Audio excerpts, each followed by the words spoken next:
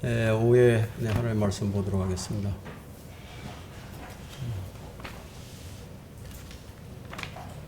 열왕기상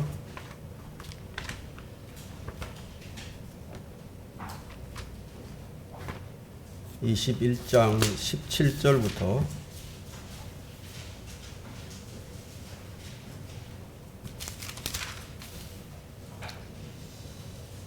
마지막 절까지 보도록 하겠습니다.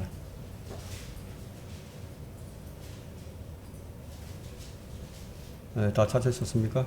열왕기상 21장 17절부터 29절까지 제가 받들어 읽겠습니다.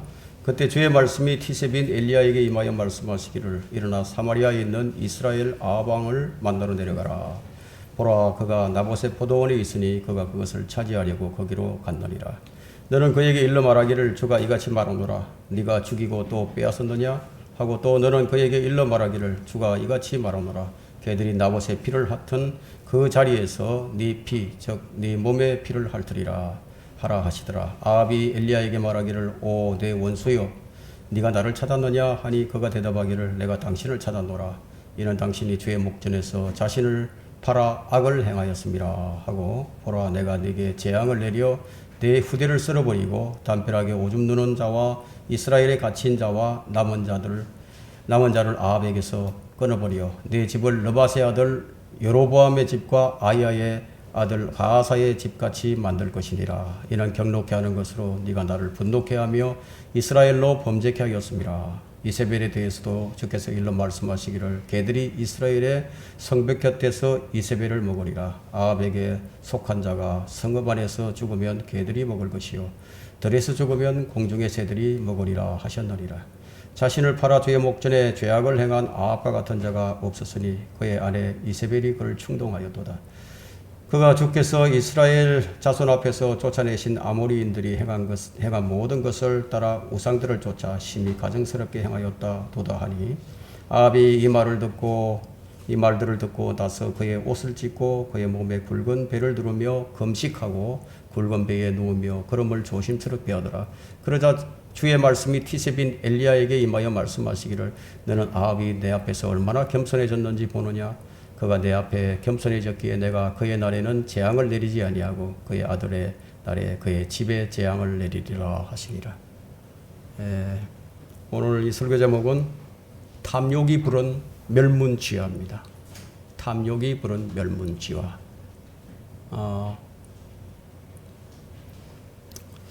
오늘 우리는 이 탐욕이 부르는 멸문지화에 대해서 좀 알아볼 것입니다.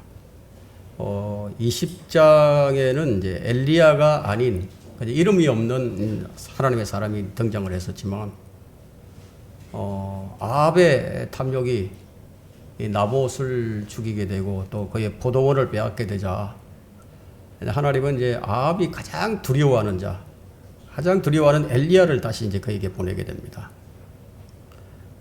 탐욕에 찌들은 이 아합 왕은요, 정말 즐거운 마음으로 이 나봇의 포도원을 취하러 내려갔지만 악인의 즐거움은 오래가지 않는 법이죠. 지금 이 땅에는 수많은 아합 왕과 많은 이세벨이 있습니다. 그들은 속이고 죽이고 빼앗고 즐기지만 주님은 그들에게 이렇게 말씀을 하십니다. 전도서 5장 8절이에요. 5장 8절 한번 펼쳐볼까요? 전도서 5장 8절에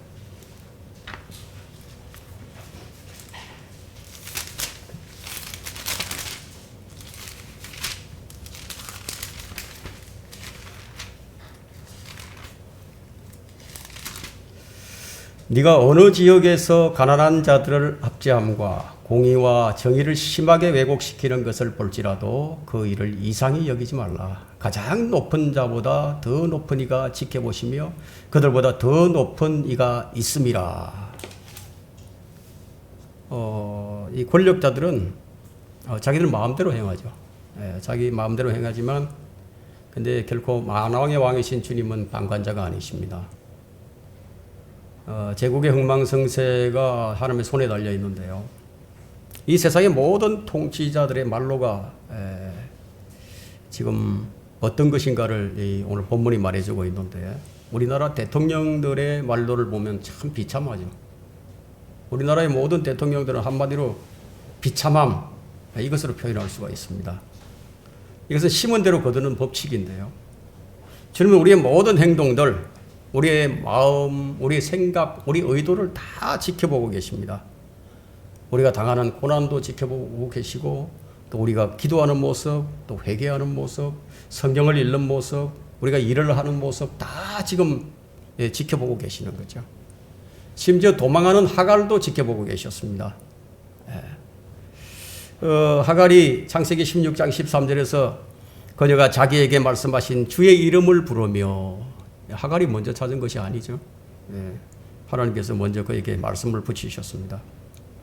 주의 이름을 부르기를 주 하나님이 나를 보시고 계시나이다 하였으니 이는 그녀가 말하기를 나도 여기서 나를 보시고 계신 그분을 배웠는가 함이라. 자, 우리에게 이런 하나님을 배우라는 거예요. 하나님이 어떤 분이신가를 우리 배우라는 겁니다. 자, 이집트의 노예로 압제당하는 이스라엘 히브리인들을 지켜보고 계셨죠. 일찍이 욥이라는 사람은 이것을 다 알고 있었어요. 욥은요, 이는 그가 땅의 끝까지 살피시며 온 하늘 아래를 보시는 분이 하나님이심을 욥이 알고 있었어요. 왜 사람들이 죄를 짓는지 아십니까? 사람들이 죄를 짓는 것은 하나님이 나를 지켜보신다는 사실을 이제 마음에 두지 않기 때문이에요. 악에서 떠나는 것, 악에서 떠나는 자는, 떠나지 않는 자는요, 악에서 떠나는 자는 주를 두려워하는 자들이지만 악에서 떠나지 않는 자들은 주를 두려워하는 사람이 아닌 셈이죠. 여러분, 누가 주의 눈에서 벗어날 수가 있겠습니까? 아무도 벗어날 수 없어요. 자, 이것을 모르게 되면 인생이 참 비참해집니다. 근데 우리는 얼마나 이 사실을 자주 잊고 사는지 한번 보세요. 자주 잊죠. 여러분, 하루에 머리카락이 몇 개 빠지고요, 몇 개가 나오는지 아십니까? 여러분이 하루에 밥알을 몇 알을 씹고 있는지, 몇 번을 씹는지 아마 모르실 겁니다. 이 모든 것을 다 세시는 분이 여러분이 먹고 입을 것이 왜 필요한 줄 모르시겠습니까? 다 아시죠? 주의 눈은 어느 곳이나 악한 자나 선한 자나 다 살피십니다. 주님은 외적인 것만 살피시는 것이 아니라 우리의 마음도 살피십니다. 우리가 무슨 생각을 하고 무슨 상상을 하는지 다 아신다는 거예요. 이것을 잊고 살게 되면은 그 사람은 죄로부터 자유로울 수가 없습니다. 나의 모두를 살피시는 하나님을 잠시라도 잊지 않는다면요, 그 사람은 성공하는 인생이 됩니다. 잠언 21장 12절에서는 의로운 사람은 악인들의 집을 현명하게 숙고하나 하나님께서는 그들의 악함을 인하여 악인들을 넘어뜨리시느니라. 이 말씀은 악인의 심판은 결코 지체하지 않는다는 말씀이죠. 우리가 보기에는 참 악인들이 잘 사는 것 같고 지속되는 것 같아도 그렇지가 않다는 점이에요.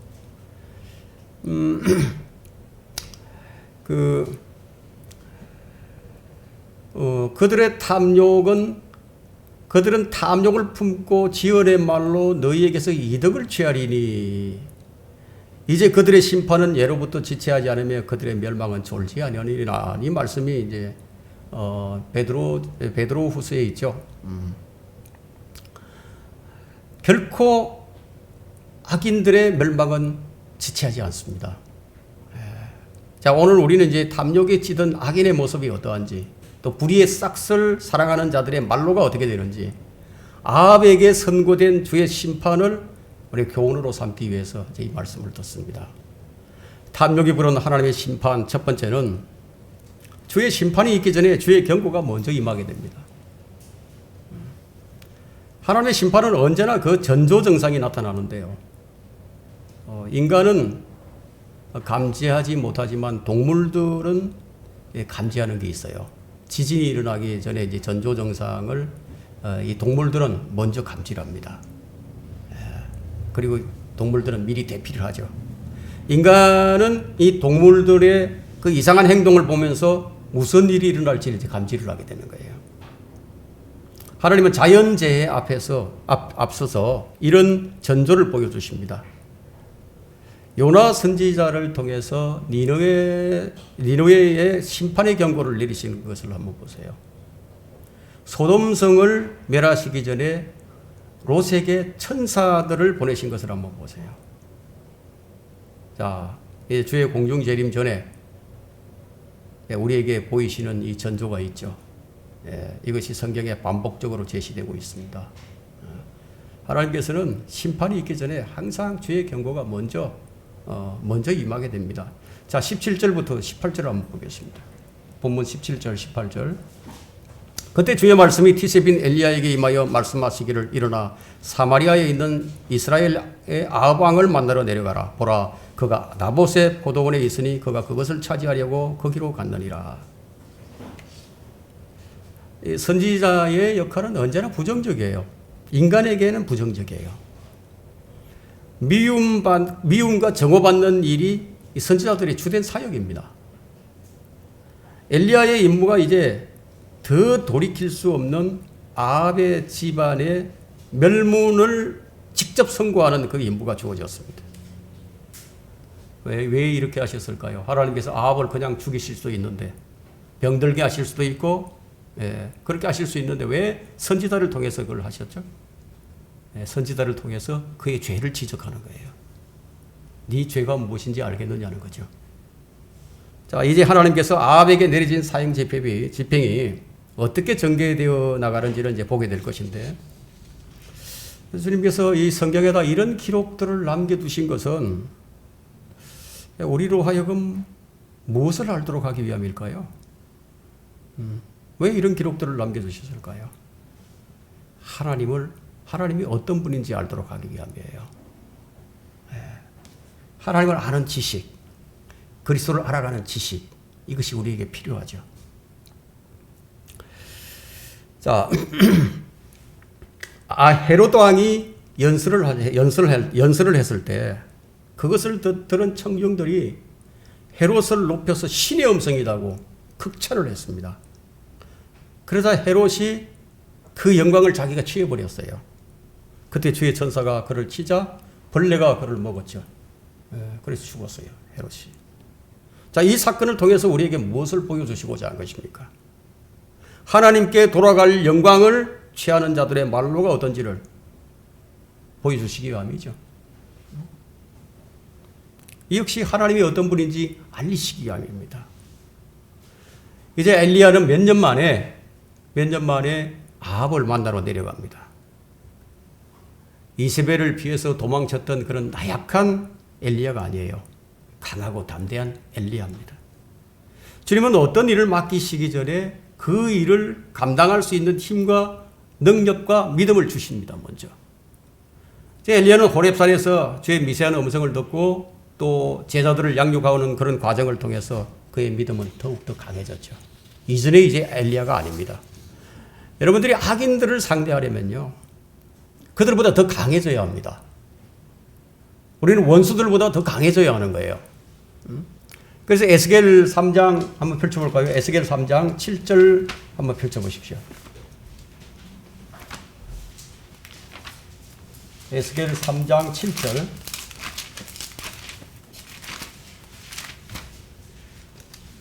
7절부터 9절까지 이제 보도록 하겠습니다.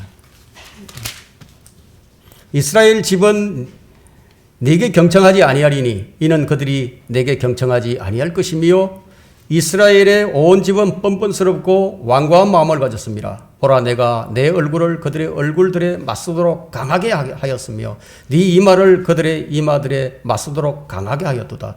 내가 네 이마를 부싯돌보다 단단한 금강석 같게 하였으니 그들이 반역하는 집이라 할지라도 그들을 두려워 말고 그들의 용모에 놀라지도 말라 하겠어요. 남을 질책하는 일이 있어요. 남을 질책하고 또 남의 허물을 이렇게 드러내는 것은 참 쉬운 일이 아니에요. 더군다나 자기보다 더 강한 사람, 자기보다 훨씬 높은 지위에 있는 사람, 이 권세자들 앞에서 참 말이 잘 나오지 않는 법이죠. 그러나 주의 종들이 그것을 묵과하게 된다면 그것은 짓지 못하는 교회에 불과합니다. 주의 종은 주의 영에 의해서 선포를 해야 합니다. 미카 3장 8절에는 그러나 진실로 나는 주의 영에 의하여 권능과 공의와 능력으로 충만하여 야곱에게는 그의 죄가를 이스라엘에게는 그의 죄를 알리리라. 주의 영에 의해서 이렇게 해야 한다는 거예요. 이 말씀을 우리가 마태복음과 좀 연결시켜 본다면 마태복음 10장 20절에는 말하는 이는 너희가 아니라 너희 안에서 말씀하시는 너희 아버지의 영이시니라고 말씀하죠. 그 10장 18절에는 너희는 어떻게 또 무엇을 말할까 염려하지 말라. 그 시각에 너희에게 말할 바를 주시리라. 주의 영에 의해서 이제 선포를 하는 겁니다. 이 말씀을 감지하는 자들이 얼마나 있겠느냐마는 신실한 주의 종들은 이런 일들을 많이 감지하게 됩니다. 주의 사도들이 하는 말들 중에 주의 사도들이 하는 말을 들은 청중들이요 놀라지 않을 수가 없었죠. 그래 그들이 무엇을 깨달았죠? 무엇인가를 깨닫게 되었는데 무엇을 깨달았냐면 그 사도들이 주님과 함께 있었던 사람인 것을 깨닫게 된 거죠. 그리스도인들을 보는 사람들이 그 보는 사람들로 하여금 여러분을 통해서 무엇을 깨닫게 해야 되는지 한번 생각을 해보신 적이 있으십니까? 다른 사람들이 여러분을 보고 깨달아야 돼요. 야, 저 사람들은 그리스도인들이라. 그리스도께 속한 사람들이라는 거예요. 우리 입에서 나오는 우리의 말과 우리의 행실을 듣고 보고 우리는 그리스도를 그들로 하여금 알게 해야 하는 거예요. 그런데 오늘날 그런 종들을 찾아보기가 매우 어렵죠. 오히려 은행 심사가 삐뚤어져서 주의 이름을 욕되게 하는 종들이 더 많은 것이 현실입니다. 변개된 성경을 쓰는 자들이야 그럴 수 있다 손치더라도 바른 성경을 쓰는 사람들이라면 주의 이름을 욕되게 하는 일은 하지 않아야 한다는 것이죠. 누구도 주님을 속일 수 없어요. 누구도 주님 속일 수 없습니다. 욥기 34장 21절과 22절에는 그분의 눈이 사람의 길들 위에 있나니 그분은 사람의 모든 걸음들을 보시는도다. 죄악의 일꾼들에게는 자신들을 숨길 수 있는 암흑도 없고 죽음의 그림자도 없도다. 결코 숨길 수 있는 것이 없다는 거예요. 죄는 숨길 수가 없어요.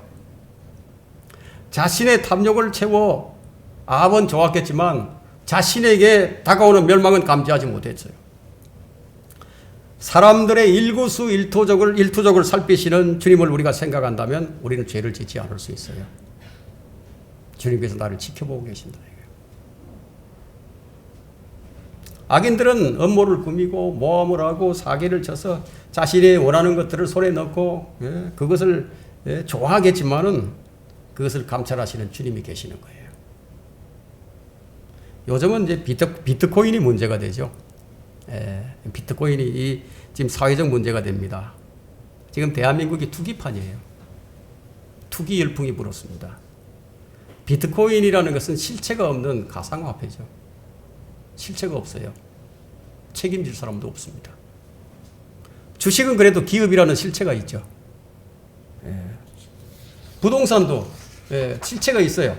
근데 비트코인은 실체가 없습니다. 아무도 보장해 주지 않습니다. 비트코인은 도박이에요, 도박. 한쪽이 있다면 한쪽이 잃습니다.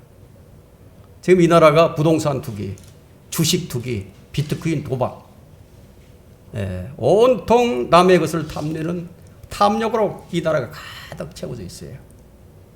결말이 어떻게 될 것인지 불을 보도 뻔한 일이죠. 불나방이 불을 보고 죽을 줄도 모르고 뛰어들듯이 악인들은 죽을 줄도 모르고 탐욕을 채우기에 여념이 없습니다. 주의 눈이 사람의 길들 위에 있다고 했습니다. 사람이 걷는 그 길들 위에 있다 이거예요.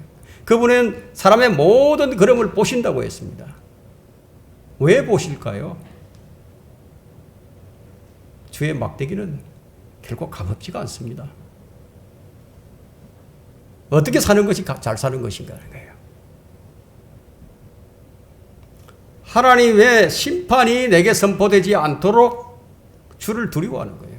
그리고 그분을 의식하면서 사는 것이 잘 사는 길입니다. 내가 일하는 일터에서나 집에서나 길에서나 직장에서나 침상에서나 어디서나 항상 주님의 눈길을 의식한다면 우리는 죄를 짓지 않을 거예요. 악인의 길을 따르지 않을 겁니다. 주님을 기쁘시게 하려고 애를 쓰게 되겠죠. 탐욕이 부른 하나님의 심판 두 번째는 욕심이 잉태하여 죄를 낳고 죄가 장성하면 사망을 낳게 됩니다. 여러분 죄가 어디로부터 오는 것인지 잘 보세요. 아주 중요합니다. 19절을 보세요. 너는 그에게 일러 말하기를 주가 이같이 말하노라. 네가 죽이고 또 빼앗았느냐 하고 또 너는 그에게 일러 말하기를 주가 이같이 말하노라. 개들이 나봇의 피를 핥은 그 자리에서 네 죄, 즉 네 몸의 피를 핥으리라 하라 하시더라. 아합이 욕심이 잉태했습니다. 욕심이 잉태해서 죄를 낳게 됩니다.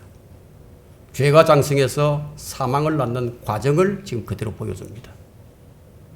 네가 죽이고 또 빼앗았느냐 이거예요. 이것이 아합에게 지적한 죄입니다. 죄. 지금까지 지은 무수한 죄들을 다 제쳐두고 나봇에 관련된 죄만 말씀하신 것은 지금 그가 그 나봇을 죽인 죄로 인해서요. 그가 채워야 할 죄를 다 채워버렸다 이거예요. 죄가 가득 차버렸습니다. 아합의 탐심이 지금 멸문지화를 불러왔습니다. 야고보서 1장 15절에는 욕심이 잉태하여 죄를 낳고 죄가 장성하여 사망을 낳느니라. 사람들은 본능적으로 핑계를 잘 대죠. 변명을 많이 합니다. 누구 때문이라고. 아담은 이브를 핑계댔죠. 이브는 뱀에게 핑계를 댔습니다. 지금도 여전히 그 본성은 못 버리고 있죠. 자기 죄를 다른 사람들에게 전가시키고 마귀 때문이라고.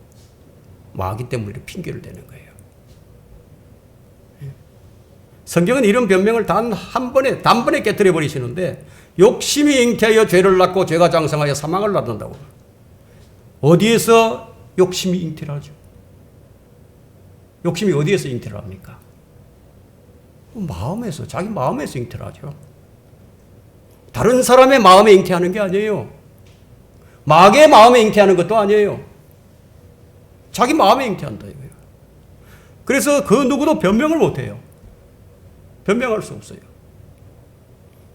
악인들은 자신의 죄가 다 차기까지 아무 일도 안 일어나니까 이대로 살아도 좋은가 보다. 아니면 자기보다 더 악하게 행하는 사람들이 더 잘 사니까요. 그들의 형통함을 보고 저렇게 나쁜 짓을 해도 아무 일도 없으니까 나도 괜찮겠지. 그런 생각을 갖죠. 그럼 멸망은 어떻게 닥치느냐 이거예요. 멸망은 이렇게 닥칩니다. 예레미야 23장 19절 한번 펼쳐보십시오.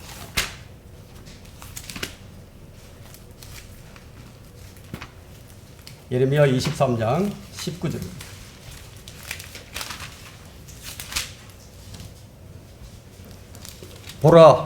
보라 주의 해오리 바람이 진노 가운데서 나갔으니 아주 심한 해오리 바람이라. 그것이 악인의 머리 위에 가혹하게 떨어지리라.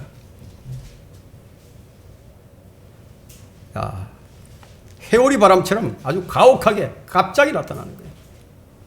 오늘날처럼 배교하고 타락한 시대에 자주 설교해야 하는 것이 죄에 대한 저주와 심판의 설교입니다. 그런데 마음을 찢는 설교가 없어요. 마음을 찢는 설교가 들리지 않는다 이거예요. 그러니까 진정한 돌이킴이 없죠. 불의의 싹을 받으면서도 교회에 나오기만 하면 사랑과 은혜의 메시지를 듣고 돌이키기는커녕 오히려 위로와 힘을 얻습니다. 그리고 더 불의의 싹을 받으면서 살아가죠. 이런 행태가 무엇을 의미하는지 아십니까? 하나님의 아들을 발로 짓밟는 얘기예요. 언약의 피를 거룩하지 않은 것으로 간주하고요. 은혜의 영을 모독하는 죄예요. 왜냐하면 불의 가운데서 진리를 붙들려고 하기 때문이에요. 여러분 변화없는 거듭남은 없습니다. 인격의 변화나 성령의 열매는요. 불의 가운데서 진리를 붙잡는 가운데서 결코 나타날 수가 없는 현상이에요. 진정한 돌이킴이 없는데도 뭐 자백만 하면 용서해 주십니까? 그래서 주님을 기만하는 행위죠. 우리 깊이 생각을 해봐야 합니다. 듣기 좋은 설교만 하고 듣기 좋은 설교만 좋아하고요. 마음을 찌르는 설교를 싫어하는 육신적인 그리스도인에 머물러 있는 성도들이에요. 바울은 이걸 어떻게 표현한지 아십니까? 아주 좋게 표현했습니다. 바울의 표현이 참 재밌어요. 그리스도 안에서 어린 아기를 대함과 같이 한다고 했어요. 참 재밌죠, 표현이. 실상은 어떤 의미가 있죠? 그들이 주를 따르는 자들이 아니라는 거예요. 이것을 설명하기 위해서 아주 고상한 말로 이렇게 얘기합니다. 여러분, 고린도전서 3장 3절을 한번 펼쳐보세요. 바울은 참 그 표현을 아주 너무너무 재미있게 했습니다. 그 3장 3절에 보면요. 너희는 여전히 육신적인 사람이라. 너희 가운데 시기와 다툼과 분열이 있으니 어찌 너희가 육신적이 아니며 사람을 따라 행하는 자가 아니리요. 사람을 따르는 자. 지금 이 말씀으로 육신적인 그리스도인을 정의하고 있죠. 사람을 따라 행하는 자들이다. 이런 자들은 자백만을 반복하는 자들이죠. 이런 행위가 무엇을 의미하는지 아십니까? 하나님을 기만하는 행위예요. 이런 일들이 버젓이 교회에서 일어난다 이거예요. 우리 역시 이것을 주의해야 할 일입니다. 성령 안에서 열심을 내기보다는 형식주의에 빠져서 육신을 따르는 일에 주의하라는 거예요. 하나님의 말씀을 이용해 먹는 자들도 나오죠. 자신의 정당성을 위해서, 자신을 합법화시키기 위해서 주의 말씀을 이용해 먹는 자들로 지금 넘쳐나는 겁니다. 주님을 섬기고 경배하는 일을요. 일상의 사소한 일이나 일상의 작은 약속보다 우리가 경시하고 있지 않는지 우리는 주의해야 합니다. 죄는 그냥 쉽게 넘어가지 않아요. 죄가 너희를 찾아낼 것이라고 했거든요. 죄가 너희를 찾아낼 것이라고. 민수기 32장 23절에는 보라 너희가 주를 거역하여 죄를 지은 것이니 반드시 너희의 죄가 너희를 찾아낼 것입니다. 세상이 더 악해져 가고 교회가 부패해져 가는 것은 단지 아합과 이세벨 같은 자들만의 책임이 아니에요. 주의 경고와 심판을 정확하게 있는 그대로 선포하기를 거부하는 설교자들이에요. 또 맹목적인 추종자들, 그리고 돌이킴이 없는 자들, 적당하게 야합을 하면서 사람들이 입맛에 맞는 설교만을 고집하는 강단 목사들, 그런 것만을 요구하는 회중들 모두에게 책임이 있는 거예요. 자, 우리가 이런 말씀을 들으면서 우리가 우리 자신을 바로잡지 못한다면요, 우리도 똑같은 꼴이에요. 이런 말씀을 들으면서 우리를 바로잡아 나가야 돼요. 모난 부분들은 깎아내야 돼요. 어긋난 부분들은 바로 맞춰야 됩니다. 참된 하나님의 종은 누구의 눈치를 보지 않아요. 기록된 말씀으로 죄를 책망하죠. 심판을 선포하고 회개를 촉구하고 영적 각성을 촉구합니다. 성경은 이 점을 분명히 말해줍니다. 예레미야 23장 22절을 한번 펼쳐보세요.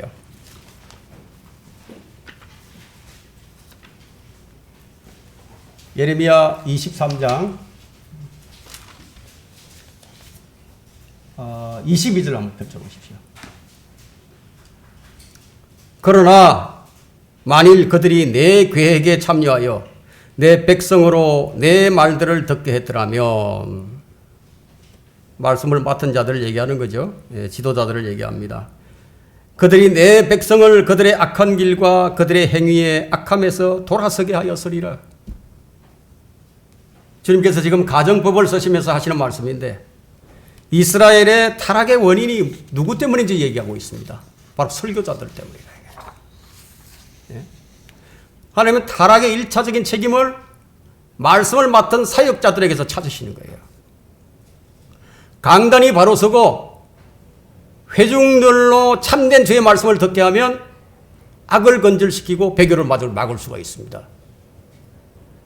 배교의 원인은요, 교회의 배교의 원인은 주의 종들이 먼저 진리에서 벗어나 버렸다 이거예요. 먼저 주의 말씀에서 진리에서 벗어나고 그 다음 온 교회가 지금 배교로 빠져들어가게 됩니다. 그래서 올바른 하나님의 말씀을 듣게만 하였더라면 바로 이 말씀이죠. 올바른 주의 말씀을 듣게만 하였더라면 오늘날 교회가 이렇게 되지 않았을 거라는 거예요. 한국 교인들은요, 철저하게 이중생활을 합니다. 하나님을 섬기고 재물도 섬기면서 그 1차적인 책임이 강단 설교자들에게 있다는 거예요. 세상의 부패와 교회의 부패는요, 평행선을 그으면서 고공행진을 하고 있습니다. 같이 올라가는 거예요. 교회에 다니는 사람들이 870만 명이라고 하는데 그들 모두가 참 그리스도인이라면 이 사회가 어떻게 됐을까요? 악이 건절되었겠죠. 공의가 세워지고 정의가 서는 그런 사회로 자리 잡았을 겁니다. 주일날 하루 교회 출석하는 것 말고는 세상 사람들하고 다를 바가 뭐가 있습니까? 똑같죠. 그리스도인은 왜 그리스도인이에요? 그리스도의 향기를 내뿜으니까. 그리스도인은 그리스도의 대리자들이에요. 대리자.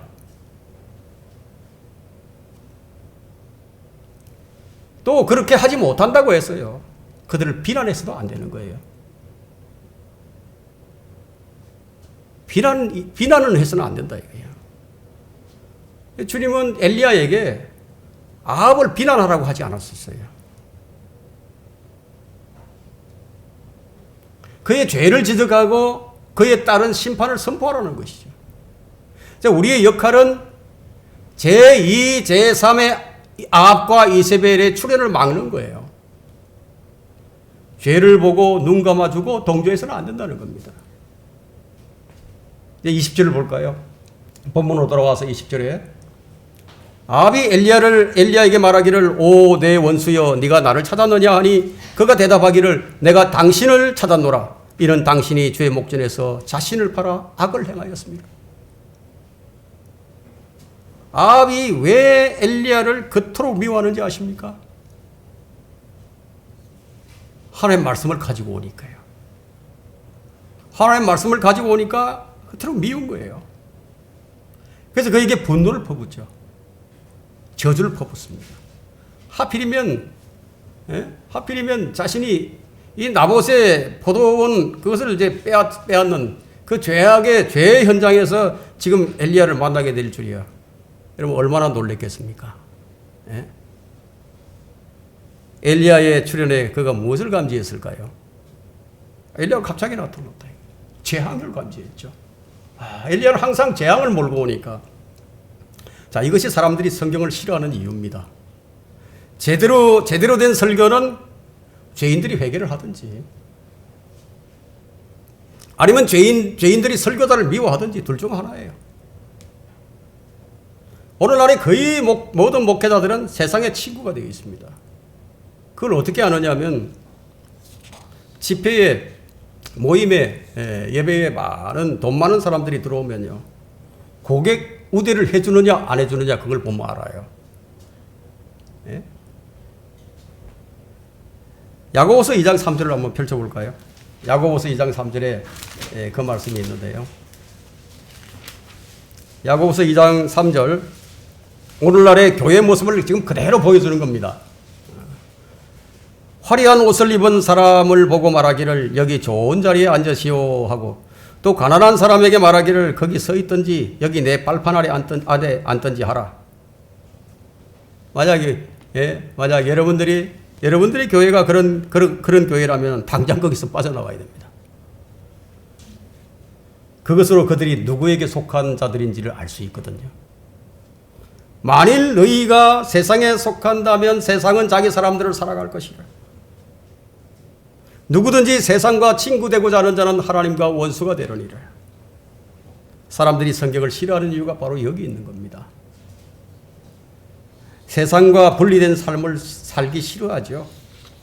성도들이 교회는 다니지만요, 성경을 잘 읽지 않는 이유가 바로 여기 있습니다.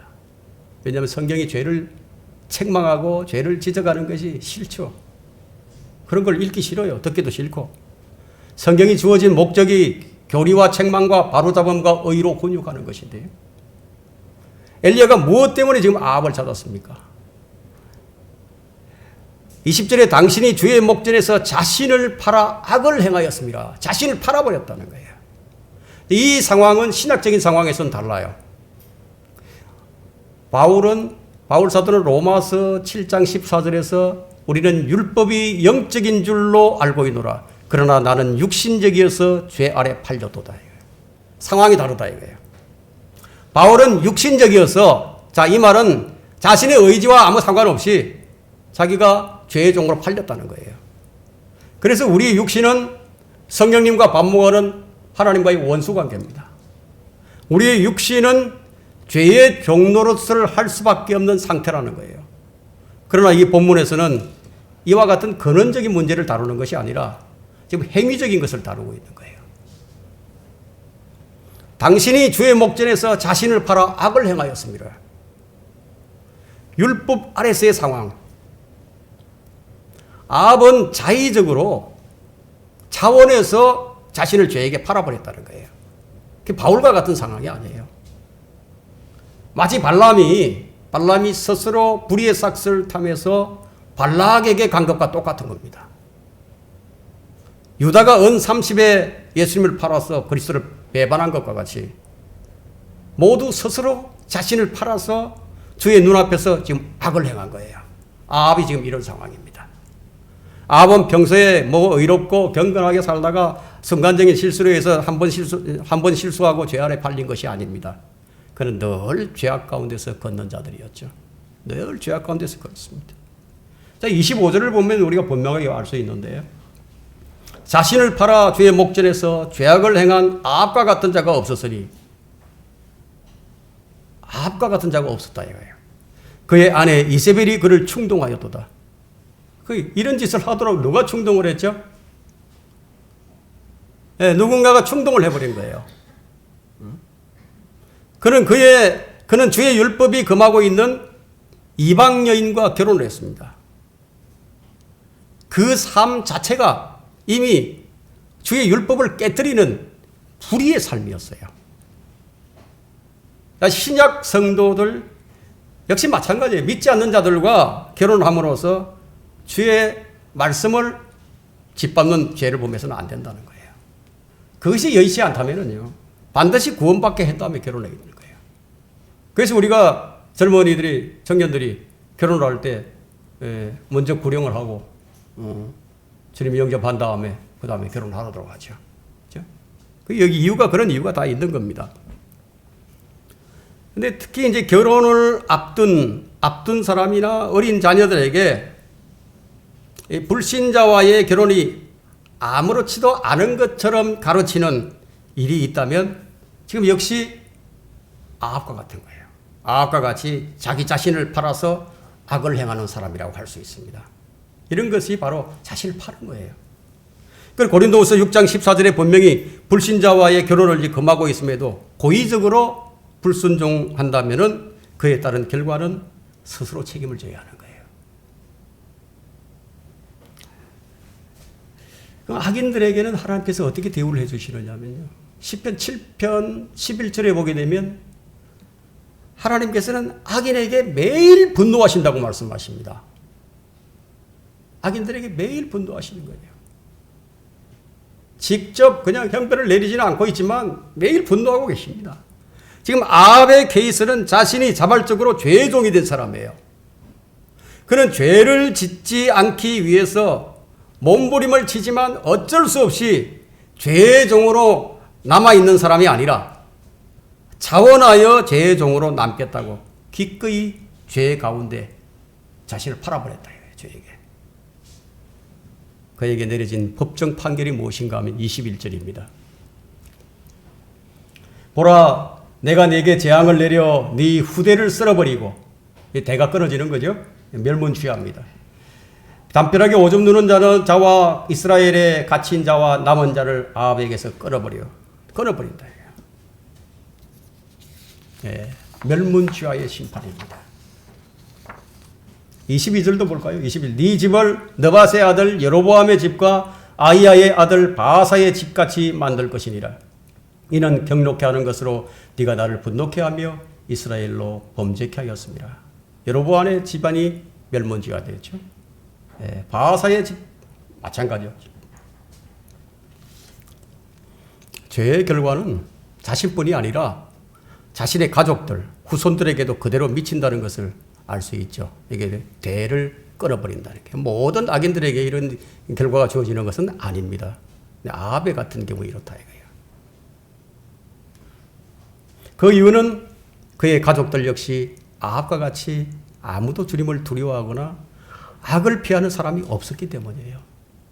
주님을 두려워하는 자들의 3, 4대까지 자손들에게 미치게 하신다는 출애굽기 20장 5절의 말씀 그대로 지금 집행을 하신 거예요.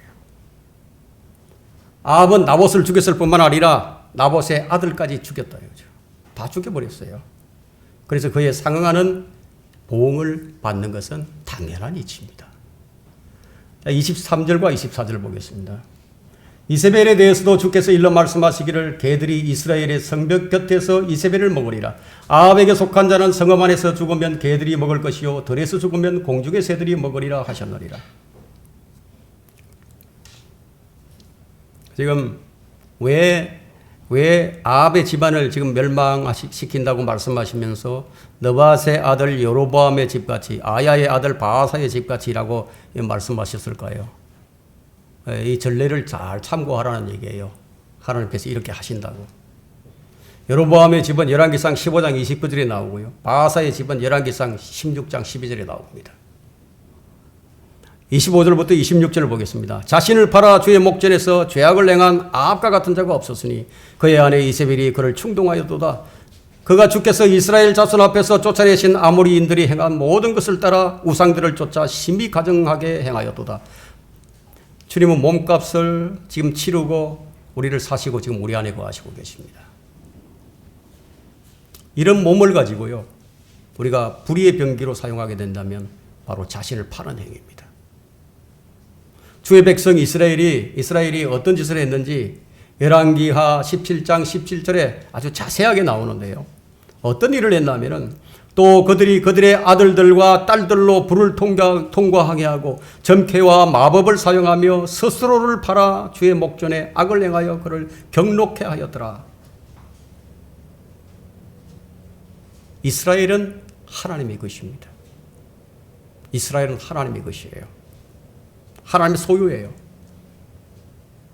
하나님의 것인 그들이 이런 악행을 저지르며 스스로를 팔아버렸다 이거예요. 그 얼마를 받고 팔았을까요? 이스라엘이 팔아버렸는데 값없이 팔았어요. 한 푼도 안 받고. 이사야 52장 5절에요. 그러므로 주가 말하노라 내 백성이 값없이 잡혀갔으니 이제 내가 여기서 무엇을 가질까? 주가 말하노라 그들을 다스리는 자들이 그들로 하여금 울부짖게 하여 내 이름이 매일 계속해서 모독을 당하는도다. 우리가 자신을 팔게 되면요, 우리가 자신을 죄에게 팔아버리면 주님이 매일같이 모독을 당하게 됩니다. 자신이 그것도 아니면서 자신을 죄에게 파는 사람은 자신의 몸값이 한 푼어치도 안 되는 거예요. 한 푼도. 그리스도인이 죄의 종이 되면 계속해서 주를 모독당하게 하는 죄를 짓게 된다는 겁니다. 성령의 인침을 받은 성도가 벨리알의 자식들과 함께 놀아난다면 어떻게 되겠어요? 하나님의 이름을 욕되게 하는 일이죠. 이것이 바로 하나님을 경록케 하는 일이라고 여기서 말하고 있습니다. 왜 우리가 악에 동참하지 않아야 하는지, 왜 우리가 거짓 목자와 함께 하지 않아야 하는지, 왜 우리가 분리되어야 하는지 그 이유를 지금 분명하게 지금 제시하고 있습니다.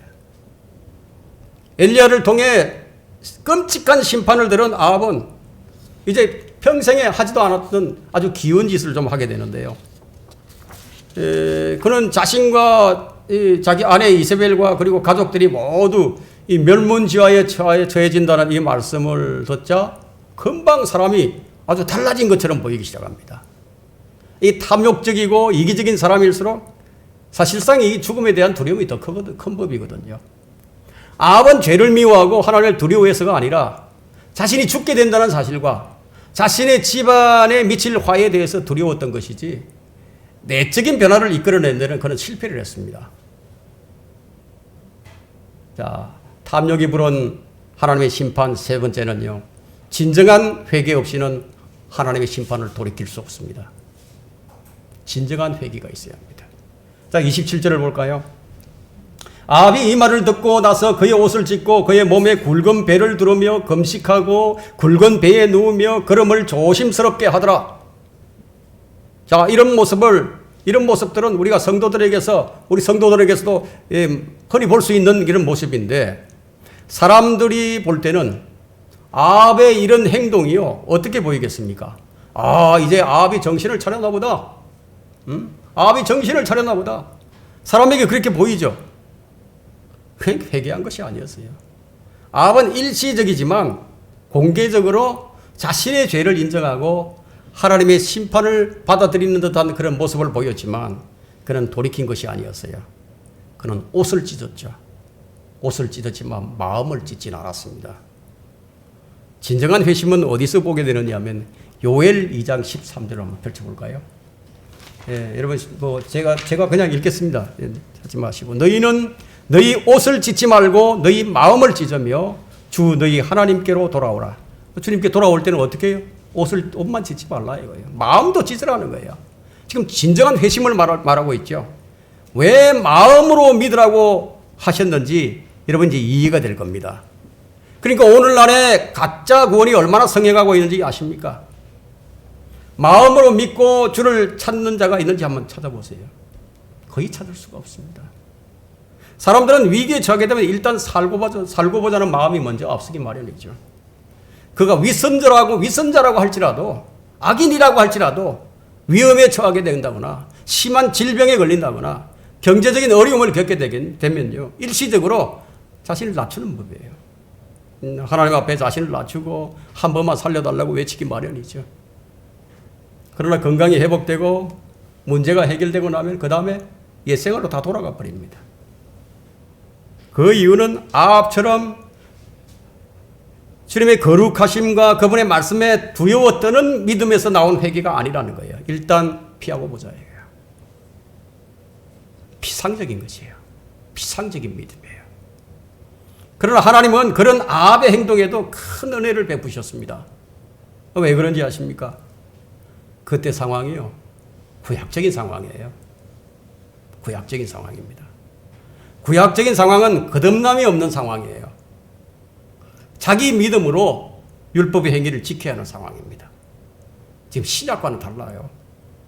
신약에서처럼 그리스도의 의를 전가받고 믿음으로만 구원을 받는 시대가 아니라는 거예요. 상황이 달라요. 믿음과 행위로 구원받는 시대이기 때문에 구약과 신약의 이런 차이를 우리는 분명히 알아야 합니다. 28절과 29절을 볼까요? 그러자 주의 말씀이 티셉인 엘리야에게 임하여 말씀하시기를 너는 아합이 내 앞에서 얼마나 겸손해졌는지 보느냐? 그가 내 앞에 겸손해졌기에 내가 그의 날에는 재앙을 내리지 아니하고 그의 아들의 날에 그의 집에 재앙을 내리리라 하시니라. 주님은 지금 특별하게 아합에게 지금 엘리야에게 아합의 행동을 지금 주지시키고 있습니다. 이 말씀을 보게 되면 여러분들이 생각나는 구절이 있을 것 같은데 어떤 구절이 생각이 납니까? 70번씩 7번이라도 용서를 빌면 용서하라는 말씀이 떠오를 겁니다. 여러분은 진정성이 없는 사과하는 형제들을 용서하기란 아주 쉽지는 않을 거예요. 근신하는 모습을 보기 원할 것이고 정말 참회하는 모습을 보기를 원할 것입니다. 그러나 주님은요. 아합의 그런 모습을 모두 다 인정해 주시고 이런 말씀을 하십니다. 그가 내 앞에 겸손해졌기에 내가 그의 날에는 재앙을 내리지 아니하고 그의 아들의 날에 그의 집에 재앙을 내리리라. 죄에 대한 심판의 형벌을 지금 유예시켜 주셨습니다. 이 자리에 있는 우리는요, 아합보다 더 많은 용서를 받은 죄인들일 수 있습니다. 아합보다 더 위선적으로 죄를 잡아가고 어려움이 지나가기가 무섭게 다시 죄악된 생활로 되돌아간 경험이 무수히 많을 것입니다. 우리는 아합을 정죄하기에 앞서서 내가 아합같이 행하고 그때마다 주님께서 나를 선대해 주신 주의 은혜를 우리는 기억을 해야 합니다. 얼마나 은혜로우신 분인지 그걸 기억해야 된다 이게. 그러나 거기에서만 머물러서는 안 됩니다. 아합은 겸손히 행했지만 결코 회개하지는 않았어요. 회개란 자신의 죄악된 길을 완전히 버리고 주님께 돌아오는 일이에요. 죄악을 버리는 거예요. 아합은 악을 버리지도 않았고 주께로 돌아오지도 않았어요. 주님은 아합이 겸손하게 행했다고 인정을 하셨지만 그가 회개했다고 말씀하지 않고 있습니다. 이런 아합의 모습을 보면서 우리는 무엇을 발견하게 되느냐 하면 하나님의 징계를 두려워하면서도 주님께로 온전히 돌이키지 못하는 나의 모습을 발견해야 합니다. 이것을 발견하지 못하면요, 오늘 이 말씀은 그냥 허공을 친 거예요. 만일 아합이 진정으로 회개했다면 어떤 액션을 취하게 됐을까요? 진정으로 회개했다면 무슨 액션을 취했을 텐데 율법이 금하고 있는 이방 여인을 내쳐야 되겠죠. 이세벨을 내쫓아야 되겠죠. 그리고 우상들을 제거하고 백성들로 하나님께로 돌아서게 해야 되겠죠. 이것이 회개예요. 그가 회개했다면 포도원을 다시 돌려주고 율법에 따라 변상을 해야죠. 그러나 아합은 그렇게 하지 않았어요. 악행을 버리고 주님께로 돌아와 진지하게 의로 훈육을 받지 않는다면 그것은 참된 회개가 아니라는 겁니다. 하나님은 그에게 심판을 유예해 주셨지만 진정한 회심이 아니었기에 결국은 말씀하신 모든 심판은 하나도 남김없이 그대로 실행이 됐습니다. 아합이 진정으로 마음을 찢고 회개에 합당한 열매를 맺었더라면 율법 하의 상황일지라도 어쩌면 주님께서 용서해 주셨을 거예요. 주님은 모든 죄인들이 회개하고 구원받기를 바라고 계십니다.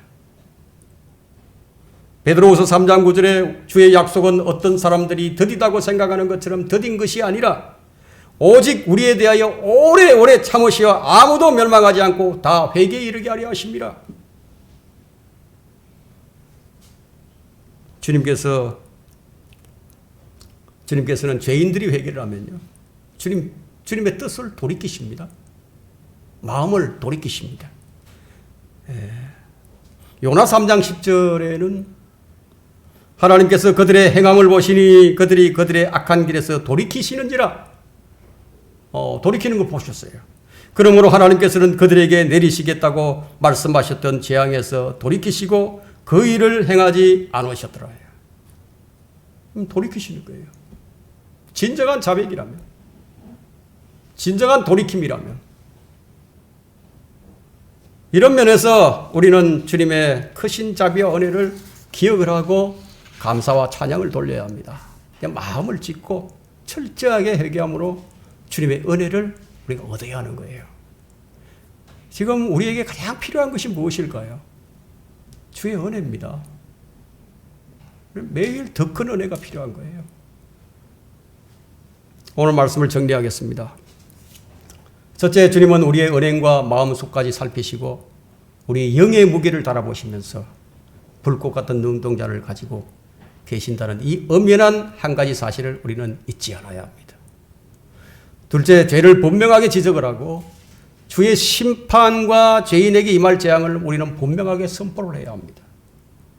상대가 아방과 같을지라도 그 죄를 지적하고 주의 심판을 말해주고 회개를 촉구해야 합니다.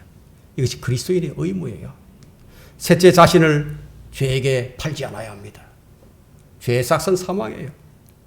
우리는 이미 주님께서 사신받은 주님의 소유란 점을 우리는 분명히 해야 됩니다.